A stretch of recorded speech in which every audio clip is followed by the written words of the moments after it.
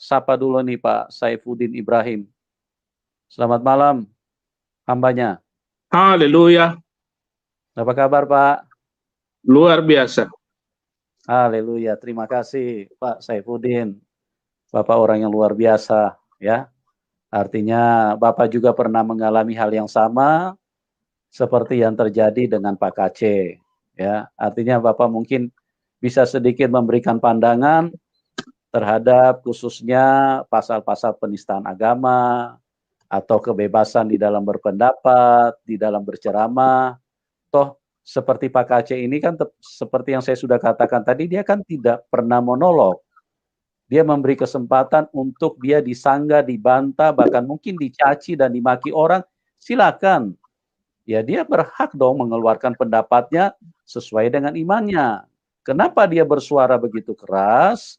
Ya tadi juga sudah diuraikan oleh Pak Miftah tadi, bahwa memang ada hal-hal yang dia pahami. Nah itu kenapa istilahnya harus dibungkam, ya? Mungkin bisa diklarifikasi aja atau ditanggapi saja, atau mungkin minta tolong Pak Polisi untuk panggil supaya didialogkan gitu. Tapi ini ternyata tidak seperti itu. Jadi memang ini pasal-pasal ini sangat istilahnya sangat tidak perlulah untuk kedepannya. Silakan Pak Saifuddin, mungkin apa yang Bapak ingin sampaikan di dalam kondisi yang terjadi dengan Pak KC saat ini. Silakan Pak. Ya, salam. Selamat malam saudara semuanya. Tadi pagi saya live khusus untuk Muhammad KC. Muhammad KC ya menguatkan dia untuk kasus yang dia alami ini.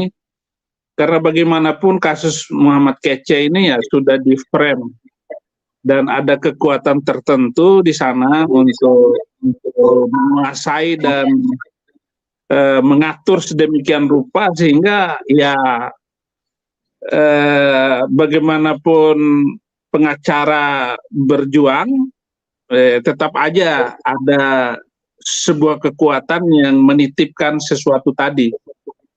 Sama ada dengan kasus saya dulu itu ya ada di belakang layar itu adalah kekuatan bintang yang membantu saya dan bintang yang menekan saya. Dan ternyata bintang yang menekan saya itu yang menang. Oleh karena itu pengacara yang disiapkan untuk saya juga sebenarnya tidak berdampak karena memang sudah diatur sedemikian rupa dan Muhammad KC ini ya sudah ditargetkan harus ditangkap dan bagaimana. Nah imbangannya ya ditangkap Yahya Waloni. Jadi ketika Muhammad KC ditangkap, Yahya Waloni juga ditangkap gitu. Banyak sekali laporan-laporan untuk Yahya Waloni, untuk Habib Rizik, laporan untuk Somad yang menistakan Kristen, ataupun Felix Yau, atau juga Menekhem Ali. Gitu. Itu sama-sama itu sebenarnya. Nah kaitannya dengan undang-undang penistaan agama ini sebenarnya pasal karet yang dipakai oleh alat hukum untuk membuat jera ataupun membuat takut orang-orang yang ditakuti ketika zaman YouTube ini. Ini adalah era baru kecanggihan teknologi di mana YouTube ini banyak membuat orang sadar akan keyakinannya yang dulu. Maka itu sebabnya mungkin Muhammad KC bilang salam sadar supaya sadar. Itu yang terjadi. Nah, undang-undang penistaan agama ini juga sama ada dengan undang-undang ITE. Itu juga adalah undang-undang yang bisa dijadikan pasal karet, di mana hakim bisa menjatuhkan bisa lebih dan bisa kurang.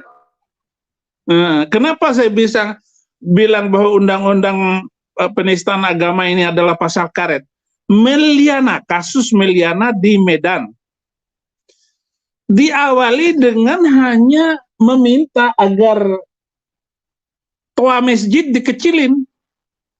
Tapi akibatnya rumah Meliana dibakar. 8 vihara dihancurkan. Meliana sendiri yang hanya meminta toa masjid dikecilin, dihukum 18 bulan penjara. 1 tahun 8 bulan penjara. Itu kan luar biasa. Sementara orang-orang yang membakar vihara, yang merusak rumah Meliana hanya dihukum 3 bulan, 5 bulan penjara. Padahal ini korban dari sebuah undang-undang tadi, korban dari undang-undang penistaan agama yang salah diterapkan kepada Meliana. Jadi sudah rumahnya dibakar, tempat ibadahnya dibakar, dia masih tertimpa tangga. Nah, ini salah satu contoh. Kemudian si Saifuddin Ibrahim yang memang khutbahnya seperti itu. Diterapkan undang-undang penistaan agama. Dan Saifuddin Ibrahim, undang-undang penistaan agama yang diterapkan kepada Saifuddin Ibrahim dengan Ahok beda pelaksanaannya. Itu sebabnya saya katakan bahwa undang-undang penistaan agama ini adalah pasal karet. Tergantung siapa hakimnya nanti. Emosi hakim itu berapa, jaksa berapa, polisi berapa hak emosinya. Sejauh mana emosinya itu, kemarahan polisi itu. Dan siapa polisinya? Siapa yang menangkapnya? Oleh karena apa? Itu. Sehingga akan menimbulkan hal-hal yang di luar daripada itu. Ahok divonis 2 tahun penjara dan Ahok tidak berani naik banding. Bahkan tidak berani minta PK. Minta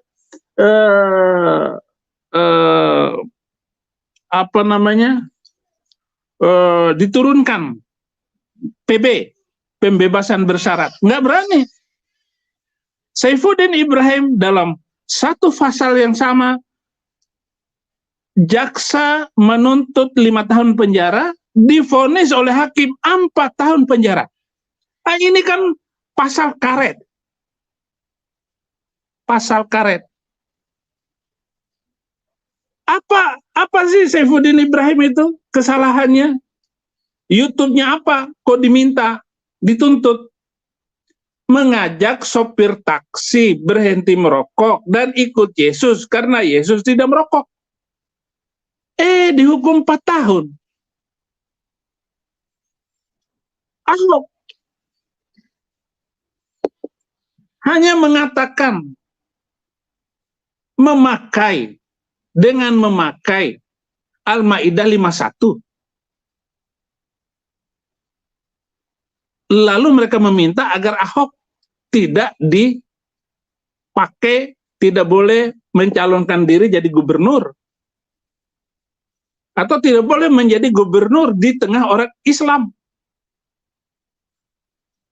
Dengan menggunakan kata-kata itu, dan itu adalah kesempatan, momen, dia menistakan agama.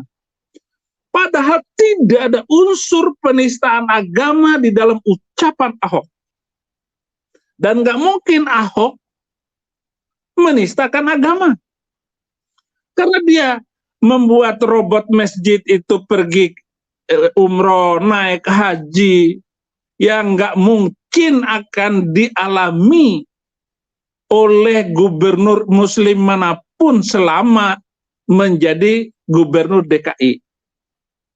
Artinya Ahok dari melihat niat Ahok, apakah benar dia itu menistakan agama dan sebagainya. Tetapi inilah pasal karet. Pasal karet yang dipakai oleh alat hukum, penegak hukum di Indonesia ini.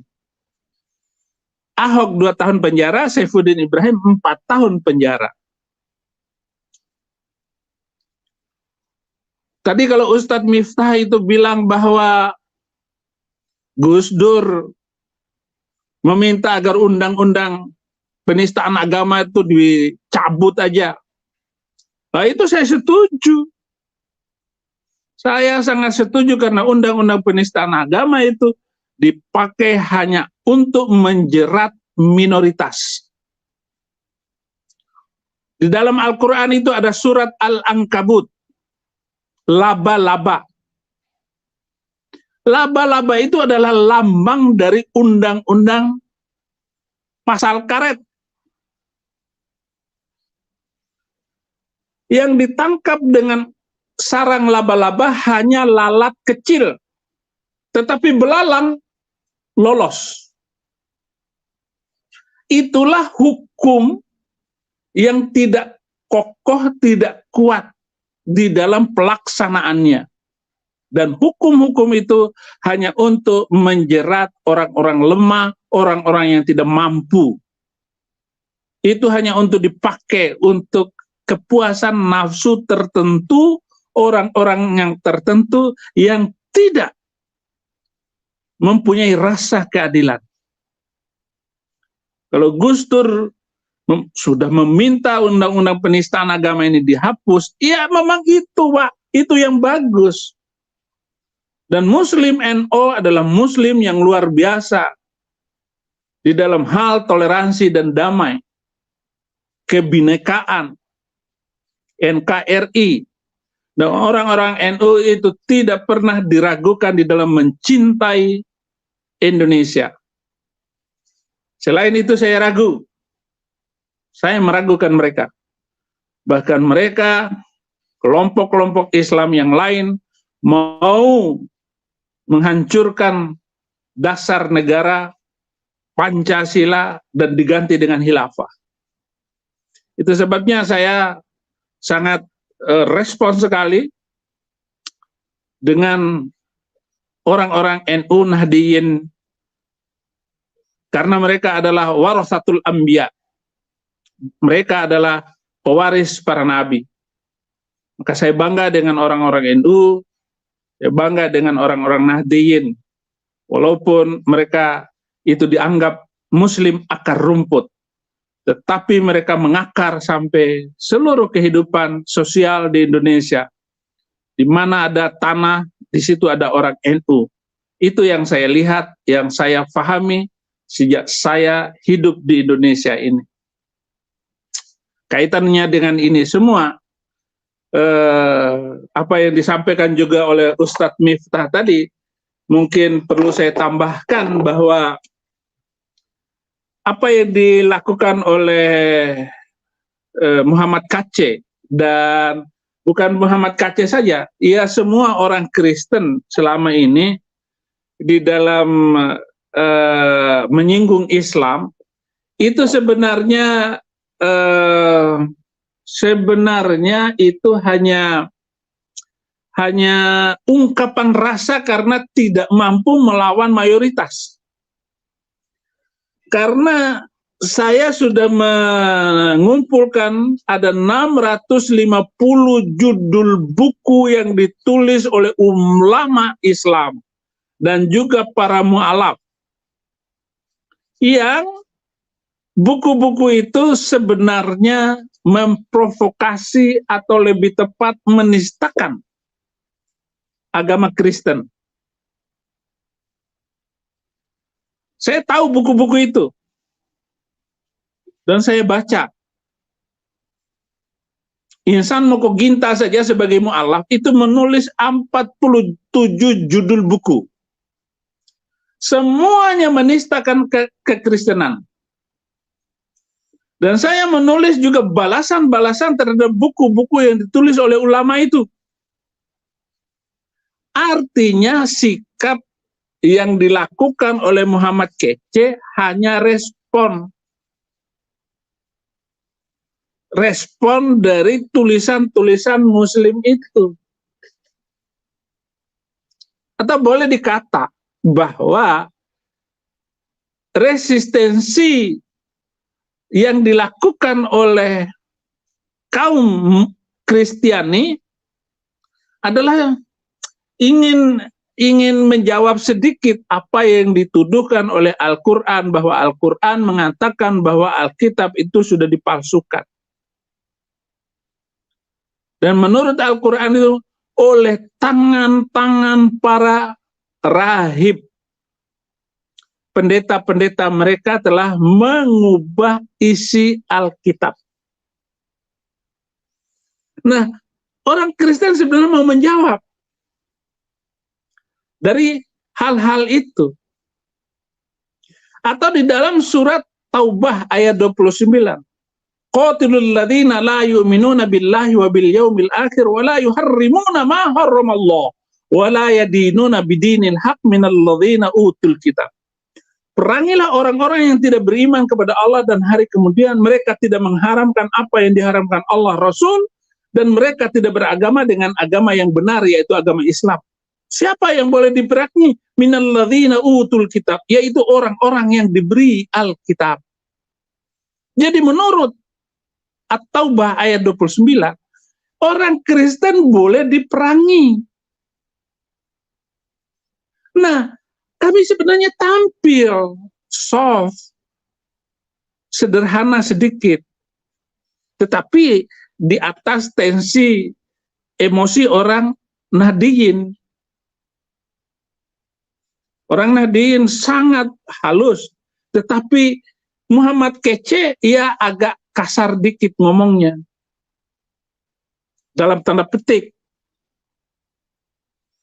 Artinya apa yang dilakukan oleh Muhammad kece, apa yang dilakukan oleh apologet Kristen di dalam membicarakan Islam, itu adalah reaksi terhadap apa yang ditulis di dalam Al-Quran maupun di dalam hadis.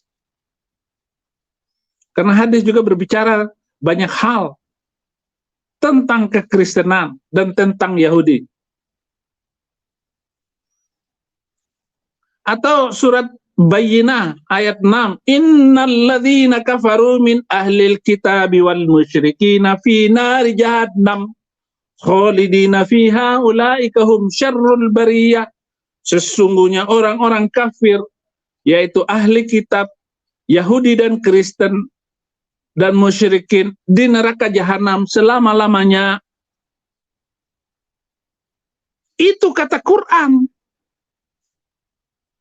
Al-Qurannya ngomong kok. Dan itu bukan ayat mutasyabihah.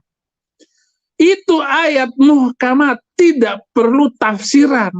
Karena merujuk kepada satu kelompok tertentu, yaitu ahli kitab. Innal ladzina kafaru min ahli kitab. Sesungguhnya orang kafir, yaitu dari ahli kitab. Siapa ahli kitab? Yahudi dan Kristen.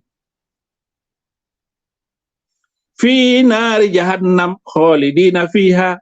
Mereka di neraka jahanam khalidina fiha, kekal selama-lamanya. Ulaika hum syarrul bariyah. Mereka adalah seburuk-buruknya makhluk. Quran mendefinisikan seperti itu. Jadi orang kafir, orang Kristen, orang Yahudi, neraka jahanam selama-lamanya dan seburuk-buruknya makhluk. Syarrul bariyah. Ya, saya sebagai Ustadz Miftah, saya juga dulu Ustadz. Sekarang jadi pendeta Pak Miftah. Saya pendeta sekarang. Saya berbahasa Arab. Dan ada beberapa turunan Nabi masuk Kristen sekarang karena saya pengaruhi. Saya berbicara. Seperti itu. Tapi intinya sebenarnya saya masuk Kristen itu, Ustadz, itu sebenarnya kasihan sama orang Kristen yang ditindas. Gerejanya nggak boleh dibangun,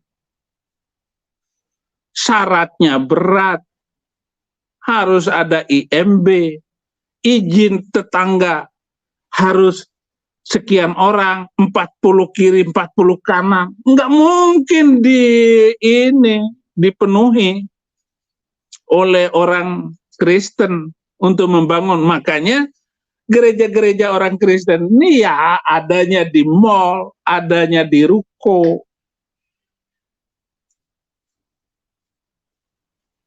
Gereja Yasmin di Bogor ribut, nggak pernah berhenti. Padahal di dalam Al-Baqarah ayat 144, siapakah yang lebih jahat daripada orang yang melarang menyebut nama Allah di tempat ibadahnya? Orang Kristen memanggil nama Tuhan dengan Allah, orang Islam memanggil nama Tuhan dengan Allah. Di tempat ibadah mereka, mereka dilarang untuk mengucapkan nama Allah. Siapakah yang lebih jahat daripada itu? Nabi Muhammad mengizinkan 3 orang pendeta Yahudi untuk sholat di Masjid Nabawi. Itu bisa kita buka di dalam kitab Hayatul Muhammad, tulisan dari Muhammad Haikal, Husain Haikal. Hayatul Muhammad ini sudah diterjemahkan, dicetak ulang, bukunya itu sudah lebih daripada 50 kali cetak ulang sejak diterbitkan.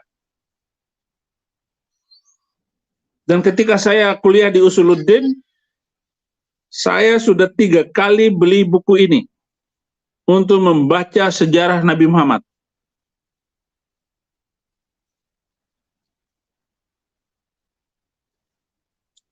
Di buku itu ditulis bagaimana ulama Yahudi beribadah sholat di Masjid Nabawi. Artinya dalam hal tertentu apa yang dilakukan oleh Nabi Muhammad itu sangat toleran sekali. Berbeda dengan umatnya yang ada di Indonesia ini, aneh. Aneh. Maka Ustadz Miftah ini adalah Ustadz yang luar biasa saya kira. Dengan pendapat seperti itu. Tetapi oleh yang lain Bapak akan dianggap ini Islam Nusantara. Islam apa? Karbitan. Enggak dianggap apa-apa. Tapi inilah reaksi fakta bangsa kita hari ini. 76 tahun Indonesia merdeka. Tetapi saya katakan bahwa negara-negara yang mengedepankan agama sebagai yang diutamakan, bahkan negara yang berdasarkan agama itu rontok semua. Nah, saya percaya bahwa dengan NKRI yang didukung oleh polisi dan tentara ini harus kita dukung. Dan orang-orang Nahdiyin ini tidak diragukan dalam cintanya kepada NKRI. Karena sejarah tokoh-tokoh pendiri Nahdlatul Ulama, Hadratus Syekh, sampai kepada cucunya Abdurrahman Wahid, itu adalah orang yang cinta pluralisme dan toleransi dan damai. Tidak ada ulama seperti Gus Dur yang begitu mencintai non-muslim. Dan pada zaman Gus Dur, budaya-budaya Cina, barongsai, itu boleh ditarikan lagi. Waktu zaman Soeharto 32 tahun itu, budaya-budaya Cina itu tidak boleh diizinkan. Bahkan nama-nama Cina itu nggak boleh dipakai. Maka banyak sekali orang Cina berubah nama. Berubah nama. Jadi kemarin saya live khusus agar Majelis Ulama Indonesia bukan saja itu, Gus Dur itu menginginkan Majelis Ulama dibubarkan. Itu Gus Dur. Agar MUI ini Ini adalah sebuah lembaga negara yang menghambat kemajuan negara Indonesia di dalam pluralisme, di dalam hidup keberagamaan, karena majelis ulama itu bisa memicu sengketa umat, keributan umat. Dan majelis ulama itu adalah bukan lembaga negara, tetapi majelis ulama sebagai non-lembaga negara, yaitu lembaga agama, mengeluarkan fatwa-fatwa yang rancu. Goyang Imnul saja majelis ulama membuat fatwa haram goyang Imnul. Lah apa kaitannya dengan seni? Orang seniman mau tari telanjang ya terserah dialah. Nggak usah difatwa-fatwakan. Goyang Imnul haram. Ya memang kalau melihat apa saja ya, di dalam Islam itu Nabi Muhammad melarang musik, nyanyi itu, qasidah itu sebenarnya nggak boleh. Jadi Oma Irama itu, ya dia sudah terperangkap di dalam dosa besar. Karena musik itu haram. Nah, majelis ulama harus memikirkan ulang. Gus Dur minta majelis ulama dibubarkan. Karena dia membuat fatwa. Fatwa itu merugikan umat. Dia bilang bahwa organisasi ini sesat. Ahmadiyah sesat. Akibatnya apa dari fatwa ulama? FPI datang ke Garut, masjidnya dibakar, orangnya dibunuh. Dan pemimpin FPI berorasi, semua orang Ahmadiyah harus dibunuh. Padahal sesama Islam. Apalagi orang Kristen. Gereja dibakar dan sebagainya. Pak Yusuf Manubulu hidup saja itu sudah syukur. Untung saja nggak dimatiin. Jadi kita ini hidup saja sebenarnya sudah bersyukur. Dan untungnya Indonesia bukan negara agama. Kalau Indonesia negara agama, ataupun yang diciptakan oleh Felix Xiao sebagai negara khilafah, habis. Gereja ditutup. Nanti semua orang Kristen pakai jilbab. Karena menampilkan aurat. Rambut itu aurat loh. Maka harus ditutup. Dalam syariatnya. Itu kalau negara khilafah. Dan negara khilafah pasti ditentang oleh Nahdiyin. Oleh tokoh-tokoh ulama. Majelis, Nahdlatul Ulama. Nah ini hal-hal yang perlu saya tegaskan sedikit di dalam diskusi malam hari ini, agar kita ini mencerahkan. Terima kasih kalau Pak Yusuf, orang macam Ustadz Miftah ini di NO itu gudangnya ya. Ulama toleran. Beda di Muhammadiyah. Saya adalah tokoh Muhammadiyah. Bahkan saya dapat beasiswa dari Muhammadiyah dari kecil. Nah, tumbuhnya saya dengan orang NU beda. Kalau saya agak radikal di dalam keislaman saya. Saya kasih nama anak saya Fikri Khomeini, Saddam Hussein, Muammar Gaddafi. Kenapa? Karena saya nggak suka dengan Kristen. Saya benci dengan gereja. Kelas 1 SMP saya lempar gereja di Bima sana. Bocor semuanya.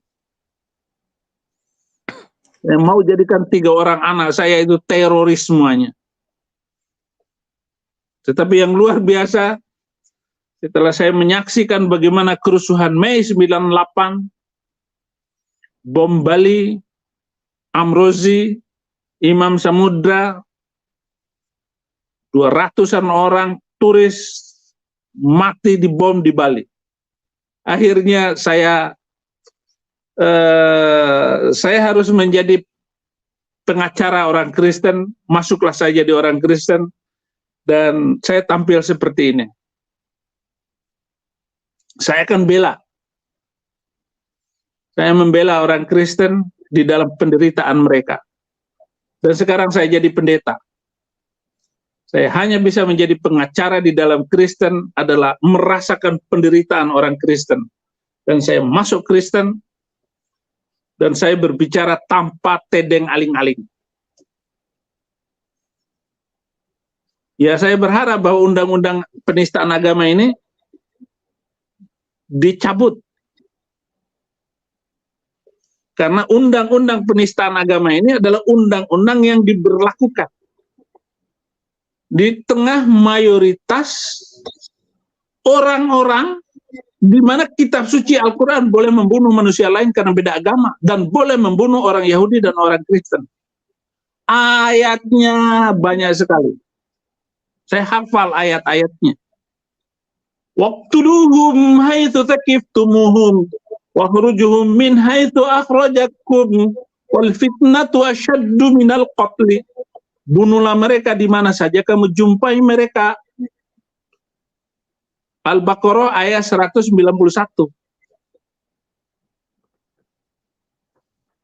Jadi undang-undang penistaan agama ini diberlakukan di tengah sebuah kitab suci yang boleh membunuh manusia lain karena beda agama. Artinya non-muslim menurut Al-Quran boleh dibunuh.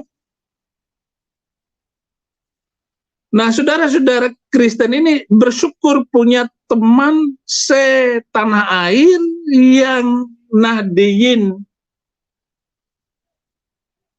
Walaupun ada ayat Al-Quran boleh membunuh manusia lain karena beda agama, orang NU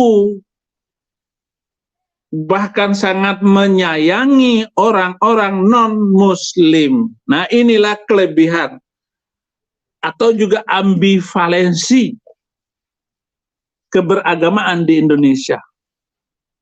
Saya bisa tunjukkan itu bahwa undang-undang penistaan agama ini adalah sebuah undang-undang yang tidak produktif. Hanya menangkap orang-orang yang bisa ditangkap. Nah, paling Yahya Woloni katanya sudah ditangkap. Kalau mau adil, Felix Yau harus ditangkap. Abdus Somad harus ditangkap. Habib Rizik harus disidang. Videonya banyak, ada semuanya. Lengkap, jejak elektronik itu ada semua, bisa dibaca, bisa dilihat.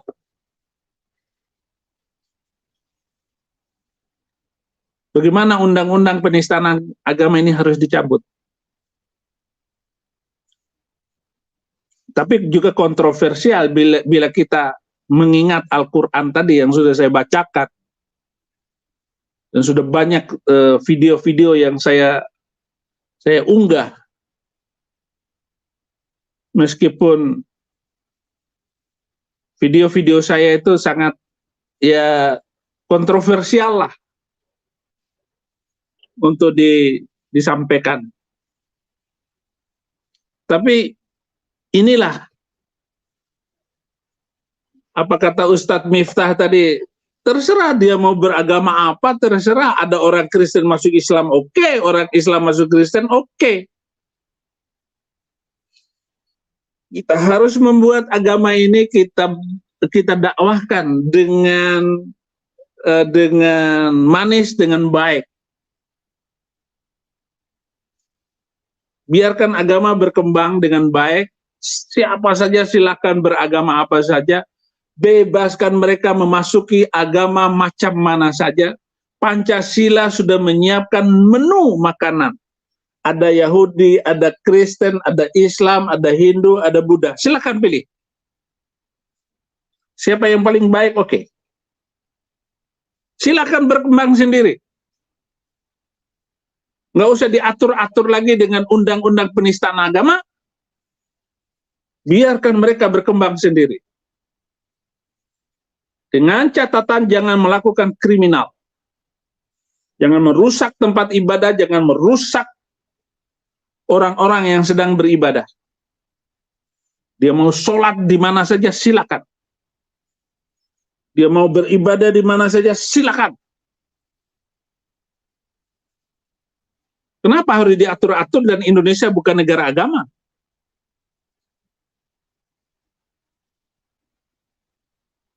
Silakan kamu ngomong apa saja. Tapi kalau kamu melakukan kriminal, polisi urusannya, boleh ditangkap. Silakan bagi-bagi buku gratis, silakan bagi makan minum gratis, silakan pakaian gratisin semua. Gak usah diiming-iming.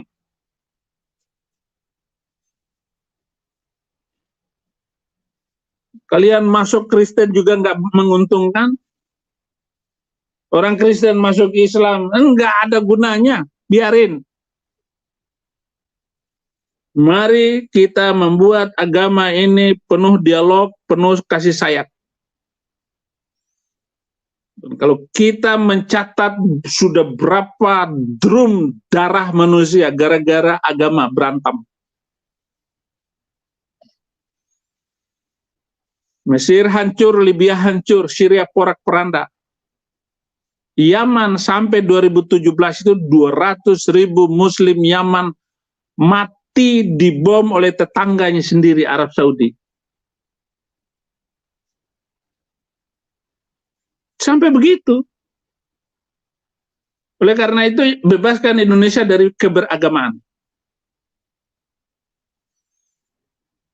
Atau kosongkan semua agama di Indonesia. Lalu tampillah Anda sebagai pendeta, sebagai ustadz, sebagai biksu. Silakan kalian berdakwah sendiri. Silakan kalian merebut orang-orang itu masuk masjid, masuk gereja, masuk vihara. Emang kenapa? Bagaimana agar Indonesia ini semua bekerja produktif, menyiapkan makan dan minum, kesejahteraan bagi bangsa, bagi anak cucu, jangan ada yang meminta-minta roti, jangan ada yang miskin, jangan ada yang susah. Lihat itu orang Cina, dia nggak ada yang ribut dengan agama. Orang Cina itu yang penting ada makan, minum, pakaian. Sudah 1 miliar lebih manusia Cina menyebar ke seluruh dunia. Dan mereka tidak ada yang ribut masalah agama. Walaupun besarnya seperti itu, Cina nggak pernah menjajah.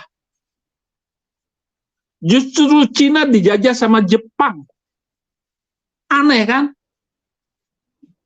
Orang Cina itu yang penting membangun, punya makan, punya minum. Badan sehat. Agama belakangan. Haleluya. Makanya orang Cina di mana-mana yang penting ekonomi, yang penting maju, bisa dagang. Sekolah itu nggak penting, yang penting sekolah itu bisa berhitung, sudah selesai. Apa maunya begitu? Saya setuju dengan ini. Agar Indonesia tidak diperbodoh oleh agama. Dan jangan ada orang Indonesia kesurupan beragama. Apalagi bela-bela agama, dosa agama dibela. Jadi ini yang pesan saya malam hari ini, agar Pak Yusuf juga boleh mendengar pendapat saya. Ya. Dan saya senang sekali boleh mendengar Ustadz Miftah. Luar biasa. Terima kasih Pak Ustadz. Syukron.